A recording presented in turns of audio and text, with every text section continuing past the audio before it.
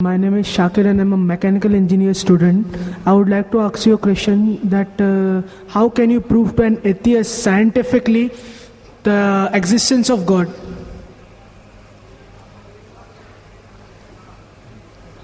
The brother posed the question, how can you scientifically prove the existence of God Almighty, the existence of Allah subhanahu wa ta'ala?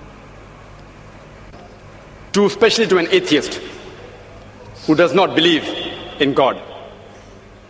The first thing I will do is that I will congratulate that atheist.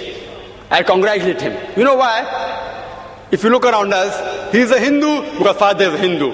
He's a Christian because father is a Christian. Some Muslims are Muslim because their fathers are Muslim. This person, though he may be coming from a religious background, he does not believe in the false God which his parents attribute to. So he does not believe in God. I'm congratulating him because he's accepted the first part of the Shahada, the first part of the Islamic creed, La ilaha, there is no God. Now my job is to prove illallah, but Allah, which I shall do inshallah. To the other people, I have to first remove the wrong concept of God and then prove the right concept of Allah subhanahu wa ta'ala. Here half my job is done. He has already said La ilaha. There's no God. Now I have to prove illallah, but Allah, which I shall do inshallah. You ask this atheist that suppose there is an object, an unidentified, maybe a flying object, which no one in the world has seen. No human being in the world knows about this object. If it's brought in front of you, and if you're asked that who will be the first person who will be able to tell you the mechanism of this unidentified object, you have to ask him the question. Who is the first person who will be able to tell you the mechanism of this new object which no one in the world has seen? After thinking for a while, he'll give the answer. The person who will be able to tell you the mechanism, the first person, is the creator of that object. Some may say manufacturer, some may say producer. Whatever they say, don't grapple with the word, accept it. It will be somewhat similar, either creator or producer or manufacturer. But remember what he has told you. Keep it in your mind. Then ask him the next question. How did the universe come into existence? How was it formed? He will tell you by the Big Bang Theory.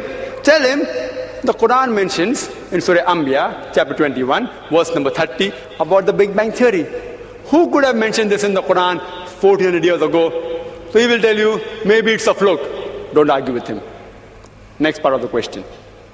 We did not know that the light of the moon is reflected light. We came to know recently. You ask him, he'll tell you, yes. The light of the moon is reflected light. It's not its own light. When we discovered, he will tell you recently, yesterday, 50 years back, 100 years back, yesterday in science. You tell him, the Quran mentions that the light of the moon is reflected light 1400 years ago. Who could have mentioned that? Maybe somebody had a wild guess. Don't argue with him. Continue. We thought the sun was stationary. You ask him, is it stationary? He'll say, no, it's rotating and revolving. When you learn this, he will tell you yesterday, 50 years back, 100 years back. Quran mentions this 1400 years ago. He will hesitate, but may say, maybe some intelligent person wrote it. Don't argue with him. Continue. How was the universe initially? What is celestial matter? He will tell you, it was smoke. How did you come to know? We have got proof, we have got evidence. You tell him, Quran mentioned this 14 years ago. Who could have mentioned that? He will hesitate. Don't wait for response. Continue. Keep on posing question after question. All that I give in the lecture, keep on posing one question after the other. That water cycle, how do we come to know about it? Quran mentioned 14 years ago. About every living thing made from water. Who could have mentioned that? Quran speaks about botany, the male and female. Who could have mentioned that? Pose one after the other and ask the question, who could have written that?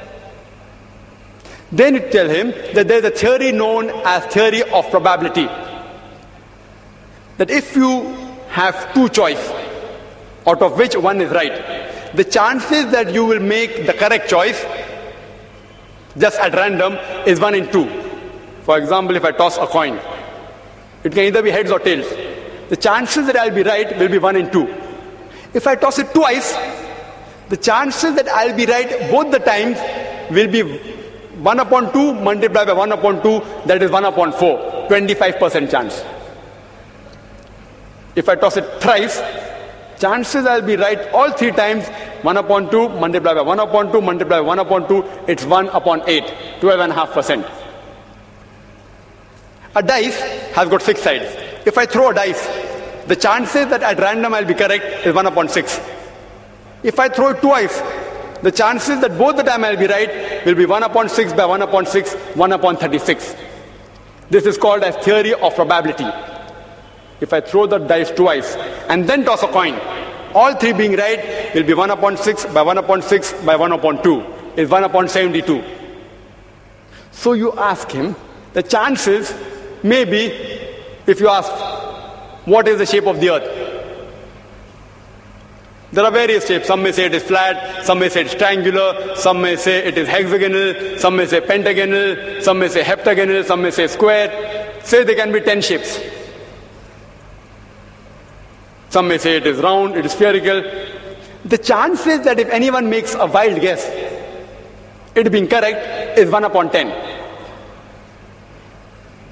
The light of the moon, it can either be its own light or it can be reflected light. The chances that you make a wild guess and it being correct will be 1 upon 2.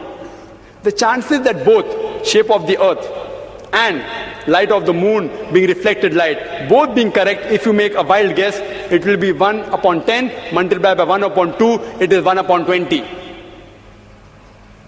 What can the living creatures be made of? Some may say sand, some may say stone, some may say aluminium, some may say gold, say 1,000 materials you can name. Some may say water, some may say silver, 1,000 materials. The chances that you make a wild guess and one of them being right, according to mathematics, is 1 upon 1,000. The chances that all 3 being correct, the earth is spherical, light of the moon is reflected light, and every living creature created from water is correct, will be 1 upon 10 multiplied by 1 upon 2 multiplied by 1 upon 1,000. Answer comes to 1 upon 20,000 or 0.005%. Quran speaks about scientific science more than 1,000 verses. In 3 verses, the answer comes to 0.05%. If you apply probability theory to all this being at random chance, it will come to 0, negligible. And in maths, anything 1 in 10 raised to 50, it's equal to 0. So you ask your atheist friend, who could have written this? The only answer he can give you is this first answer, the creator, the manufacturer, the person who has produced it. That's the only answer, there's no other answer. What science is saying today is they are not eliminating God. They are eliminating models of God. La ilaha illallah. They are not eliminating God, but models of God. I hope that answers the question.